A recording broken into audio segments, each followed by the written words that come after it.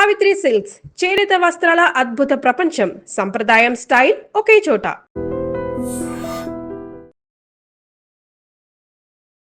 మనతో పాటుగా ఉన్నారు సీనియర్ జర్నలిస్ట్ సురేష్ కొచ్చతిల్ గారు. సార్ నమస్తే. మరికొద్ది గంటల్లోనే శనివారం ఉదయం పాకిస్తాన్ ఇస్లామాబాద్ లో టాక్స్ అనేవి జరగబోతున్నాయి. దానికి అన్ని ఏర్పాట్లు చేశామని పాకిస్తాన్ అనౌన్స్ చేసింది. ఆల్రెడీ ఎలా ఏర్పాట్లు ఉన్నాయో చూడడానికి అమెరికా నుంచి బృందం వచ్చింది. నెక్స్ట్ ఇప్పుడు ప్రతినిధుల బృందం కూడా బయలుదేరింది. Then what about Iran? Iran accept చేసిందా? అసలు ముందుకొస్తోందా? ఇప్పుడు మెహర్ న్యూస్ ఏజెన్సీ, ఇరాన్ లో అఫీషియల్ న్యూస్ ఏజెన్సీ, వాళ్ళు ఒక ట్వీట్ చేశారు. Reports of Iran negotiating team entering Islamabad are false okay అని చెప్పి వాళ్ళ ఫాల్స్ న్యూస్ ఏజెన్సీ అని ఇంకోటి మన ఐఆర్జీసీ వాళ్ళ న్యూస్ ఏజెన్సీ, అది వాళ్ళని కోట్ చేసి వీళ్ళు అంటున్నారు. తెలుగులో చెప్పాలంటే బేసిక్లీ సమ్ మీడియా అవుట్లెట్, కొన్ని మీడియా అవుట్లెట్స్ ఏం చెప్తున్నారంటే మా నెగోషియేటింగ్ టీమ్ ఇస్లామాబాద్ చేరుకుంది అండ్ వాళ్ళు యుఎస్ అఫీషియల్ తోని చర్చలు నడబోతున్నారు, దానికి తయారవుతున్నారు. It is completely falls.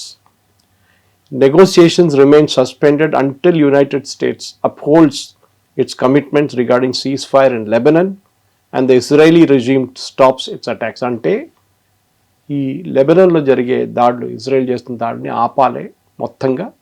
దాంతోపాటు ఈ ఇజ్రాయలీ రెజ్యూమ్ని కూడా అరికట్టాలని చెప్తున్నారు. That is the main thing వీళ్ళు చెప్తున్నారు. కానీ కవిత గారు, దీనికన్నా పెద్ద స్టోరీ ఒకటి. నేను ఇవాళ పొద్దున ఒక అమెరికన్ న్యూస్ ఛానల్ చూశాను. ఎందుకు పాకిస్తాన్ రోల్ దీంట్లో వచ్చింది చాలా మటుకు. వై పాకిస్తాన్?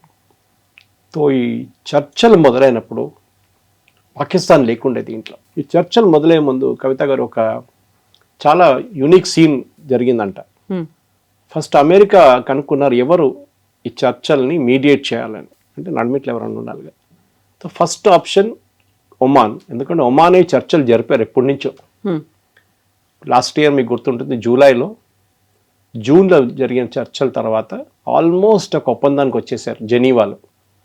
ఒకవైపు ఇరానియన్ డెలిగేషన్, ఇంకోవైపు ఒమానీ డెలిగేషన్ ఒక డ్రాఫ్ట్ రెజల్యూషన్ తయారు చేసుకున్నారు.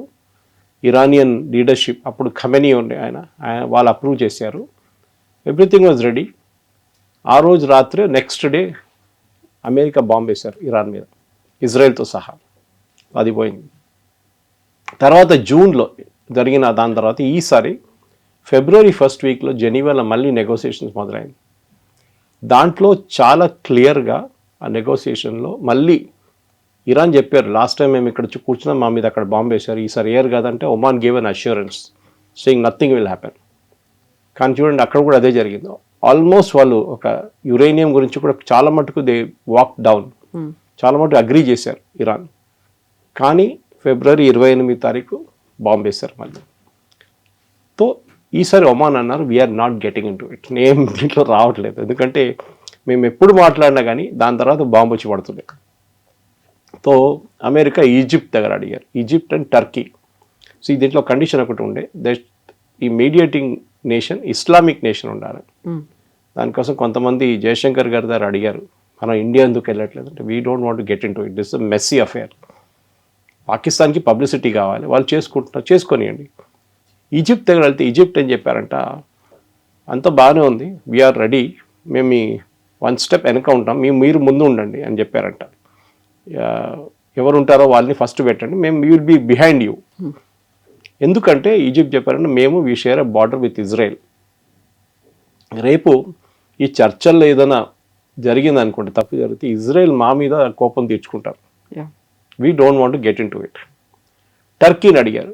టర్కీ అన్నారంట, మాకు కూడా ఇరాన్తో ఇష్యూస్ ఉన్నాయి, ఒక టైంలో మేము ఆయుధాలు సప్లై చేస్తుండే వాళ్ళకి, ఇప్పుడు వాళ్ళ మీద ఏమైనా రేపు మళ్ళీ దాడి జరిగితే, లేకుంటే వాళ్ళ మీద ఏదైనా ఏం చెప్తారు నెగటివ్గా మీరు ఈ రెజల్యూషన్ తీసుకొస్తే, వాళ్ళు మళ్ళీ మా దగ్గర రేపు మా వైపు ఒక మిసైల్ కొట్టేస్తారు. ఆల్రెడీ ఒక మిసైల్ కొట్టారు starting of the war, I think first week second వీక్లో కొట్టారు టర్కీ వైపు. We're not getting it. America next Indonesia దగ్గర వెళ్ళారు, Islamic nation, world's largest Muslim population. వాళ్ళ దగ్గర వెళ్ళి అడిగారు మీరు. Indonesia side boss it's all fine, మేము వస్తాం కావాలంటే, కానీ ఒకటి ఉంది, ఈ గొడవ అంతా అయిన తర్వాత we are actually signing an agreement with ఇజ్రాయెల్ని అంగీకరించుకుంటూ మేము ఒక అగ్రిమెంట్ సైన్ చేస్తున్నాం. దాంట్లో ఇజ్రాయెల్ ఎంబసీ ఇండోనేషియాలో జకార్తాలో ఓపెన్ చేస్తారు, మా ఎంబసీ మేము వాళ్ళ క్యాపిటల్లో ఓపెన్ చేయబోతున్నాం, ఇజ్రాయిలీ క్యాపిటల్. ఇది మేము ఒక ఒప్పందానికి వచ్చేసామని చెప్పారు. సో ఈ పాయింట్ మీదే ఎక్కువ మటుకు డిస్కషన్ జరిగింది. సో ఫైనలీ పాకిస్తాన్ని తీసుకురావాల్సి వచ్చింది. పాకిస్తాన్ అన్నారు ఓకే ఫైన్, వాళ్ళు డెస్పరేట్ ఉన్నారు. దానికి కారణం ఉంది, Asim Munir, field marshal Asim Munir and IRGC లీడర్షిప్కి చాలా క్లోజ్ కనెక్షన్ ఉంది, even though they are Shia and Sunni. అది కారణం ఏంటంటే ఈ పాకిస్తానీ ఆర్మీ చీఫ్స్ అందరూ చాలా మటుకు స్విట్జర్లాండ్లో బ్యాంక్ అకౌంట్లు కానివ్వండి, లండన్లో ఇల్లు కొనుక్కుంటారు ఫస్ట్. మీరు కరెక్ట్, మీరు అయూబ్ ఖాన్ టైం నుంచి చూడండి, అయూబ్ ఖాన్, జనరల్ జియావుల్ హక్, పర్వేజ్ ముషరఫ్, ఎవరైనా కానీ పాకిస్తాన్ జనరల్ ఫస్ట్ పెద్ద బంగ్లా తీసుకుంటారు లండన్లో, ఆల్ ఇల్లీగల్ మనీ వీళ్ళది. అది సేమ్ ఈయన కూడా ఉంది అక్కడ, అసీం మునీర్ కూడా పెద్ద ఇల్లు ఉంది, వాళ్ళ పిల్లలు కూడా అక్కడే చదువుకుంటున్నారు అందరు బయటనే. సో సేమ్ టైం ఐఆర్జీసీ కూడా అదే connection. That is what first second వీక్లో ఒక స్టేట్మెంట్ ఇష్యూ చేశారు యుఎస్, సేయింగ్ దట్ వీళ్ళది ఇల్లీగల్ డీలింగ్స్, వీళ్ళ డబ్బులంతా ఉంది చూడండి, అది కూడా పట్టుకోవాలి. ఐఆర్జీసీ అనేది మనం అనుకుంటాం కవిత గారు, దట్ ఒక సెక్యూరిటీ ఫోర్స్ అని అనుకుంటాం మనం, ఒక ఆర్మీ లాగా కాదు. వాళ్ళ ఆర్మీ ఈజ్ ఓన్లీ అబౌట్, వాళ్ళ ఆర్మీ చేసే పని ఒక 50% అంతే, మిగతా 50% వాళ్ళు కాంట్రాక్ట్లు చేస్తారు. వాళ్ళు మన దగ్గర బ్రిడ్జ్లు కడతారు చూడండి, రోడ్లు వేస్తారు, పోర్ట్స్ కడతారు, ఎయిర్పోర్ట్లు కడతారు, ఇది ఐఆర్జీసీ పని. ఇరాన్ టోటల్ జీడిపిది 40% ఐఆర్జీసీ దగ్గర ఉంది. So IRGC has got huge amount of money and వాళ్ళ జనరల్స్ అందరూ యాజ్ యూజువల్ లండన్లో, ప్యారిస్లో అంతా ఇల్లు కొనుక్కుంటారు, వీళ్ళు కూడా అంతే. So Asim Munir and IRGC chief నడిమిట్లో చాలా మంచి సంబంధాలు ఉండే, but that gentlemen got killed in the first day. ఆ రోజు బాంబింగ్ జరిగినప్పుడు చనిపోయారు ఆయన. కానీ యుఎస్ ఆయనకి నమ్మారు, ఆ అసీం మునీర్ చెప్పారు you take the lead, Shahbaz షరీఫ్ని ముందు పెట్టండి, ఎందుకంటే ఆర్మీ అని పెట్టంగానే కొంతమందికి నచ్చదు, సో ఇప్పుడు Shahbaz Sharif in the front. Shahbaz Sharif ముందుకు వచ్చారు, మనకు తెలిసింది after that it's all history. దీంట్లో ప్రాబ్లం ఎక్కడ స్టార్ట్ అయిందంటే, ఇప్పుడు ప్రెసెంట్లీ ఇరాన్ డెలిగేషన్ ఎందుకు వెళ్ళట్లేదంటే, ఈ రెజల్యూషన్, వీళ్ళొక రెజల్యూషన్ పాస్ చేశారు చూడండి, వాళ్ళు అమెరికాకి పంపించారు, అది వాళ్ళ రీజనల్, వాళ్ళ సెక్యూరిటీ కౌన్సిల్ అప్రూవ్ చేసింది ఇరాన్ని. సో నిన్న జేడీ వ్యాన్స్ గారు మాట్లాడుతున్నారు, ఆ పర్టికులర్ 10-point ఫార్ములా చాట్ జీపీటీలు తయారు చేశారు వీళ్ళు ఇరాన్ వాళ్ళు, మేము దాన్ని అట్లనే చించేసి పడేసాం డస్ట్బిన్లో అని చెప్పేసి. Actually Caroline leave it second and that ఆమె చెప్పింది ఆ రోజు అనమాట, వాళ్ళు పంపించిన దాన్ని మేము కన్సిడర్ చేయలేదు, అది ఎప్పుడో డస్ట్బిన్లోకి వెళ్ళిపోయింది. That is the first draft. Second one మళ్ళీ అసీం మునీర్ చెప్పారంట, అండ్ అసీం మునీర్ టోల్డ్ షబాజ్ షరీఫ్ మీరు వెళ్ళి ఇంకో కాపీ తీసుకురండి వాళ్ళ దగ్గర, ఈసారి కొంచెం మంచిగా రాయమని చెప్పండి. Iran gave a second 10-point thing, అది అమెరికా దగ్గర వచ్చింది, ప్రెసిడెంట్ ట్రంప్ చూశారంటే ఆయనకు నచ్చింది. That's why he said it is a workable solution, దాని మీద మాట్లాడదాం. ఆ దాంట్లో ఈ లెబనన్ గురించి మెన్షన్ లేదు, యాక్చువల్లీ లెబనన్ ఎక్కడ లేదు, లెబనన్ చెప్పట్లేదు, మాది రెసిస్టెన్స్ ఫోర్సెస్ మీద కూడా దాడి చేయకూడదు, మా మీద దాడి చేయడం ఒకటే కాదు, రెసిస్టెన్స్ ఫోర్సెస్ అంటే హూతీ, హమాస్ అండ్ హెజ్బుల్లా, వీళ్ళు ముగ్గురు మీద దాడి చేయకూడదు. బట్ ట్రంప్ సేస్ అట్లాంటి నా అగ్రిమెంట్లో ఎక్కడ లేదు, ఆ 10 points నాకు ఇచ్చిన దాంట్లో ఎక్కడ లేదు అంటున్నారు. పాకిస్తాన్ వాళ్ళకేమిచ్చారో మాకేమిచ్చారో మాకు తెలియదు. Just no as we speak, before మన ఈ ఇంటర్వ్యూ మొదలయ్యే ముందు ట్రంప్ ఒక కొత్త CBS న్యూస్లో వచ్చిన న్యూస్ చూశాను, వాళ్ళు అంటున్నారు కాదు ట్రంప్ అబద్ధం చెప్తున్నారు, it was there in the thing, Israel కోసం ఇజ్రాయెల్ని కొంచెం హ్యాపీగా పెట్టుకోవడానికి ఆయన అన్నారంట. అది నౌ ఎవరు అబద్ధం చెప్తున్నారు ఇప్పుడు చాలా క్లియర్ అయిపోయింది, ఇట్ వాస్ ట్రంప్. కానీ ఇదే టైంలో మీరు చూసుంటారు, ఈ ఒప్పందం అని చెప్పి ఏదైనా ఒక పేరు చెప్దాం దానికి, సీజ్ ఫైర్ అనే అగ్రిమెంట్కి వచ్చినప్పుడు నిన్న పొద్దున ఇజ్రాయెల్ ఏం చేశారంటే బేరూట్ అండ్ చుట్టుపక్కల ఉన్న ఏరియాస్లో బాంబింగ్ 100 sites బాంబ్ చేశారు. 100 sites, 240 అంటున్నారు, 350 అంటున్నారు, చాలామంది చనిపోయారు, including the head of Hezbollah. కొత్త హెడ్ నస్రుల్లా పోయిన తర్వాత కొత్త ఆయన అపాయింట్ చేశారు ఇరాన్, ఆయన కూడా పోయింది నిన్న. సో ఇజ్రాయెల్ ఏమంటున్నారంటే ఇప్పుడు they put it on pause అంతే. మేము లెబనన్తో మాట్లాడతాం. మన ప్రేక్షకులు కూడా అర్థం చేసుకోవాలి, ఈ హెజ్బుల్లా అనేది ఒక టెర్రరిస్ట్ గ్రూప్. లెబనన్ ఒక టైంలో క్రిస్టియన్ కంట్రీ ఉండే కంప్లీట్గా, లాస్ట్ ఒక 60-70 సంవత్సరాలలో ఈ క్రిస్టియన్ కంట్రీ ముస్లిం కంట్రీ అయిపోయింది. చాలామంది మిగతా దేశాల నుంచి వచ్చి సెటిల్ చేయడం మొదలుపెట్టారు. Now Christians I think are only about 16%, 16%. మొత్తం వాళ్ళ డెమోగ్రఫిక్ ప్రొఫైల్ మారిపోయింది. సో ఈ పరిస్థితుల్లో అక్కడ లెబనాన్తో మేము మాట్లాడతాము, అండ్ ఇజ్రాయెల్ ఏమంటున్నారు, దాని కండిషన్ ఏంటి, దట్ హెజ్బుల్లా వుడ్ బి డిసార్మ్డ్. అది జరగదు.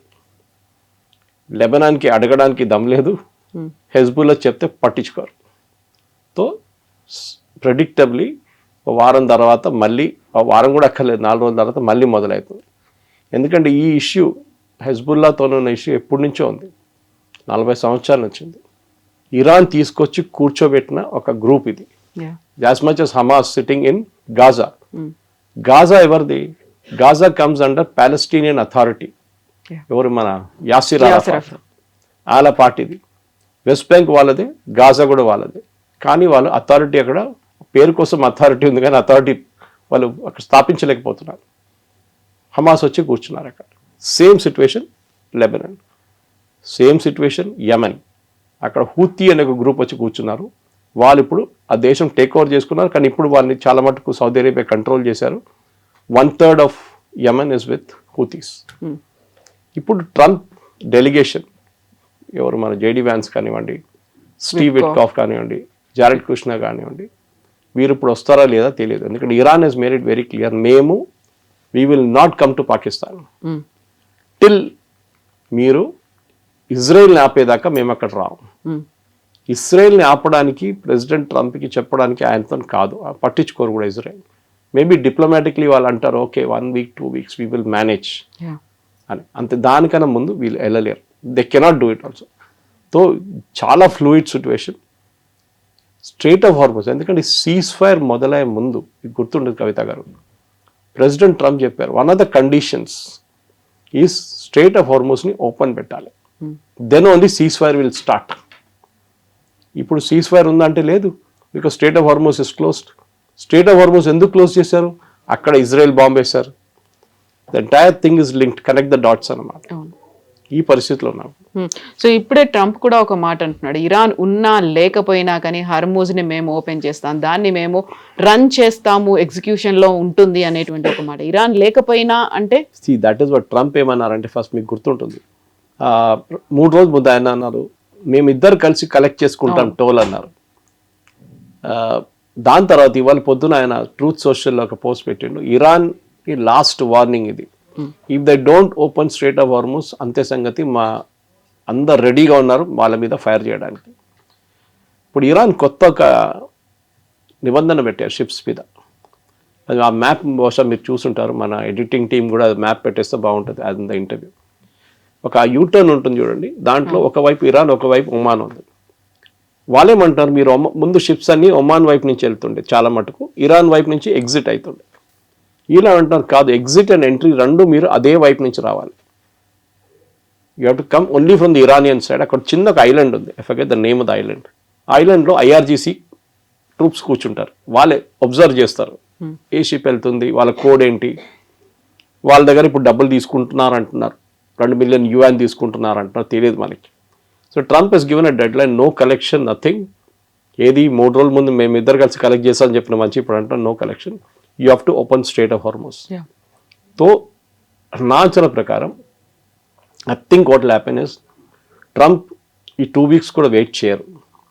ఇరాన్ రేపు అంటే ఇవాళ సాయంత్రం ఇస్లామాబాద్ రాకపోతే Trump will start small attacks, చిన్న చిన్న అటాక్లు మొదలు పెడతారు. ఒకటి స్ట్రైట్ ఆఫ్ హార్మూజ్ ఓపెన్ చేయడం, ఎందుకంటే ఇప్పుడు కూడా ఫస్ట్ డే ఆయన అనౌన్స్ చేసినప్పుడు cease fire day first day oil prices తగ్గింది, స్టాక్ మార్కెట్ పెరిగింది. కానీ రెండో రోజు ఇంక్లూడింగ్ మన స్టాక్ మార్కెట్ ఆయిల్ ప్రైసెస్ పెరిగింది, స్టాక్ మార్కెట్ పడిపోయింది. బికాస్ ట్రంప్ చెప్పిన దానికి విలువ లేదని వాళ్ళకి తెలిసిపోయింది. హీఈస్ జస్ట్ మేకింగ్ అనౌన్స్మెంట్స్, దాని వెనక ఒక ప్లాన్, ఒక స్ట్రాటజీ ఏం లేదు. సో నౌ సిచ్యువేషన్ ఎక్కడికి వచ్చిందంటే బ్యాక్ టు స్క్వేర్ వన్ అని చెప్తాం మనం. అదే 3 రోజుల ముందు ఎంత ఉండే సిచ్యువేషన్, ఎట్లా ఉండే అదే సిచ్యువేషన్కి ఇప్పుడు రాబోతున్నాం మనం. బహుశా ఇవాళ ఈవినింగ్ ఆ మీటింగ్ జరగకపోతే ఇస్లామాబాద్లో, దెన్ డెఫినెట్గా Trump will get in to action, because gasoline prices మళ్ళీ యూఎస్లో పెరుగుతుంది and he cannot afford it. With the midterm polls రాబోతుంది, ట్రంప్కి ఒక పెద్ద డిజాస్టర్గా మారిపోతుంది. ఎగ్జాక్ట్లీ. ఇప్పుడు ఇస్లామాబాద్ టాక్స్ అనేవే 2 దేశాల మధ్య జరుగుతాయి, పాకిస్తాన్లో దానికి వేదిక అవుతుంది అని చెప్పిన తర్వాత అమెరికా ఆల్ సెట్, ఎవరెవరు వెళ్తున్నారు, ఎప్పుడు బయలుదేరుతున్నారు, ఆల్రెడీ అక్కడ 30 మంది టీం వెళ్ళి చూస్తోంది అక్కడ ఏర్పాట్లు ఎలా ఉన్నాయి అనేది. ఇన్ని చూస్తుంటే ఇరాన్ దగ్గర నుంచి అటువంటి ఒక బృందం రాలేదు, ఎవరు వస్తారు లేదు అనేది ఉన్నప్పుడు అమెరికా, అందులోనూ డొనాల్డ్ ట్రంప్ చూస్తూ ఊరుకోరు కదా. ఇక్కడ దాకా వచ్చిన తర్వాత ఎవరిని ఫూల్ చేస్తున్నారు, ఎవరిని ఇన్సల్ట్ చేస్తున్నారు అనే మాట వస్తుంది. ఇది నెగోసియేషన్లో ఒక టాక్టిక్ ఇది. అంటే మీరు ఆపోజిట్ పార్టీ ఏమి ఎక్స్పెక్ట్ చేస్తున్నారు అది చేయకూడదు.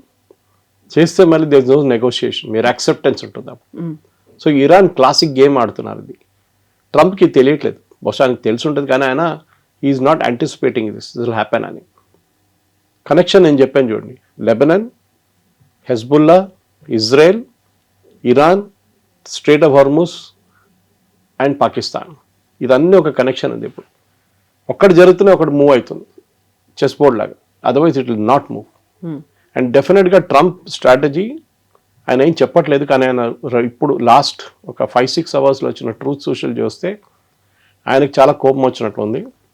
దట్ అమెరికాలో ప్రతి ఛానల్ని ఆయన తిడుతున్నారు. మీరు చూసుంటారు, New York టైమ్స్ని New York false news, fake news, నేను సరెండర్ చేశాను అంటాడు. ఏం సరెండర్ చేశాను, నేనేం సరెండర్ చేయలేదు, America is not lost, America is one, అది ఇది అని చెప్పి ఫుల్.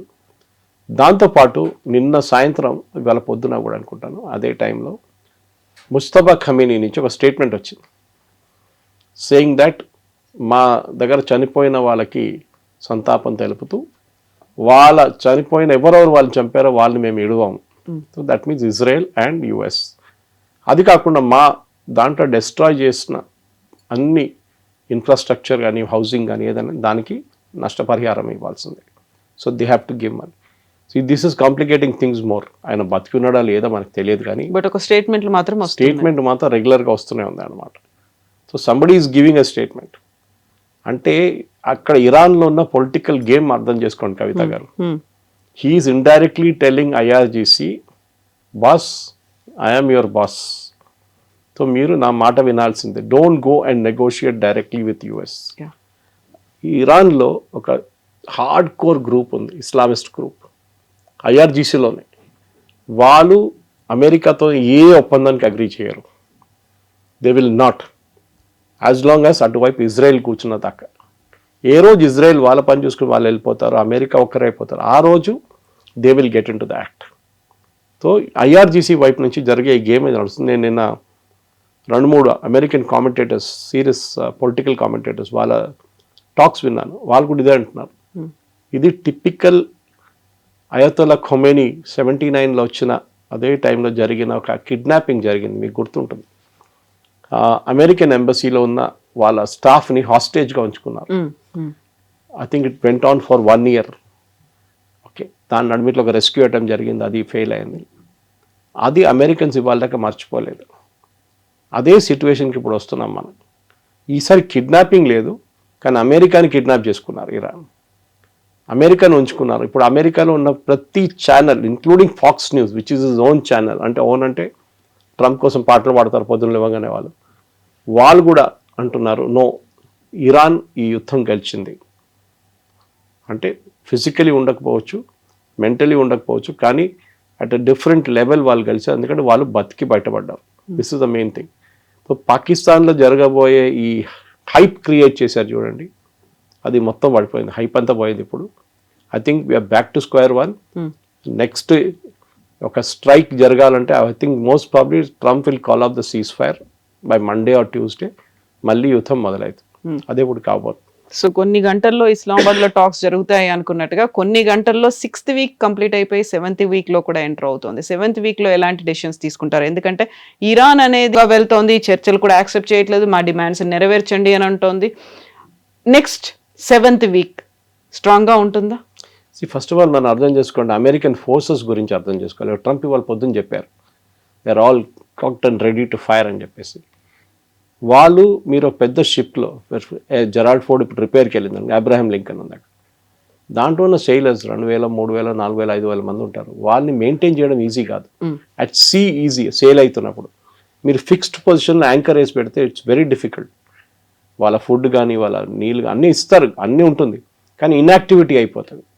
టేక్ ఆఫ్ ఉండదు, ల్యాండింగ్ ఉండదు, ఏముండదు, అది జరగదు. సో దానికోసం అంటున్నాను, they will get in to some kind of action. So ఏదో ఒక చిన్న చిన్న స్ట్రేట్ ఆఫ్ హార్మూజ్ ఓపెన్ చేయడానికి ప్రెసిడెంట్ ట్రంప్ యూజ్ చేయబోయే స్ట్రాటజీలో మీకు గుర్తుంటుంది, ఫస్ట్ 82nd ఎయిర్బార్న్ ట్రూప్స్ అని చెప్పి యూఎస్ నుంచి తెప్పించుకున్నారు. They are still there in the Gulf. వాళ్ళు పాసిబ్లీ ఖతార్లో ఉన్నారు. వాళ్ళతోని వాళ్ళు I think you will try and open up Hormuz. ఎందుకంటే ఆ హార్మూస్ ఓపెన్ చేసి నేను ఓపెన్ చేసేసానని చెప్పి వెళ్ళిపోవడమే ట్రంప్ స్ట్రాటజీ ఇప్పుడు.